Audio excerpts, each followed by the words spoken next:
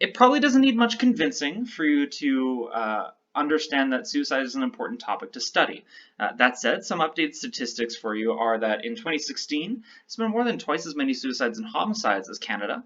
Globally, there's been about a 60% increase in the last 45 years, although it has largely stabilized in the last 15, but there's a demonstration of a rise in the last 5 years. It is a leading cause of Canadian death, especially in youth. It's the second highest. And more Albertans die by suicide than in vehicle collisions. Now, leading health authorities like the World Health Organization, Canadian Health, or CMHA, say that it is preventable. Now, it's preventable contingent on our ability to predict it. Prediction is its own concern. Most clinicians find that assessing suicide is stressful and complicated, listing it as their greatest clinical difficulty. And outside of that, it's ethically intricate and practically demanding. Now, we have evidence demonstrating how different staff experiences, such as psychiatric nurses, hospital staff, psychiatrists, general practitioners, emergency department staff, we all have research to say this is how they go through a suicide risk assessment. This is what their experience is like. But we have nothing for psychologists. At the very least, that's what my thesis is looking to resolve. So I'm asking 4 specific research questions, largely around exploring and examining the lived experience of psychologists conducting suicide risk assessment. Specifically, how do psychologists experience it? How do psychologists view suicidal clients? How are they affected by suicide risk assessment? And how do they view their training? Now, this is important because the scientist-practitioner model effectively suggests that we have research that then has a conversation with our practice components. And the practice component subsequently then gives a feedback loop to our research. This is always in conversation. Unfortunately, with suicide risk assessment, we know best practices, but we have no idea how our psychologists are actually practicing suicide risk assessment, and perhaps worse, what's it like for them? Is it very difficult? How can we better support it? Is there training that we should be doing better? I answer these questions using interpretive phenomenological analysis. If you don't know what that is, here's a 30-second rundown. So I collected 5 people I recruited 5 people, 5 psychologists in Alberta, and for 30 minutes we talked about suicide risk assessment, largely looking at what their experience was like.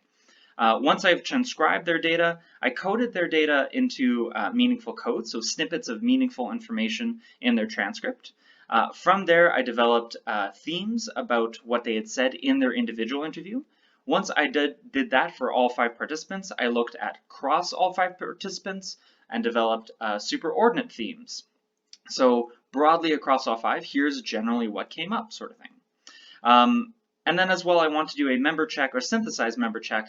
So I sent back to the participants the themes to say, hey, did I get this right? Am I on the right track? And this is largely what we found. So I'll guide specifically your attention to the effectively the top right corner of the poster here. Broadly, and the most I'll call important, or the one that held the most variance, the theme that was the most important was the process of weaving assessment and therapy in suicide risk assessment. Psychologists often found that they were both assessing and doing therapy at the same time, that they were attending to the risk and the information, but also wanting to collaborate and attend to the reason why the client came to see them. That was the biggest one, and I want to emphasize that. In addition, however, they also felt that they relied on their clinical intuition instead of scales. They felt that they invested in their suicidal client more than they did their other clients. That they had an empathic view of suicidal clients. They understood that there was pain being caused, and that that was the reason for the suicidal ideation. But they also saw that they had a role in preventing it. That fear of litigation, as well as fear of what it's going to look like to their peers, often guided their suicide risk assessment, not necessarily the client's benefit. That it was setting dependent. Psychologists in hospital versus private practice suicide risk assessment very differently. And all of them said that their training was terrible. I'll direct you to the quotes that you can see there.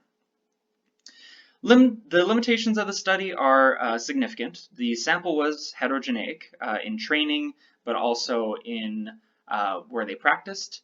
It was a biased interpretation. It was just me who did the interpretation, and they self-recruited. Future directions are my dissertation. I'm looking to nationalize this study, looking across Canadian psychologists in Canada. Different methods are possible to examine the same research questions, such as, say, grounded theory, to understand what's it like to even learn about suicide risk assessment, and teaching it. We currently have no evidence of how to best teach suicide risk assessment. That's something that we could do as well.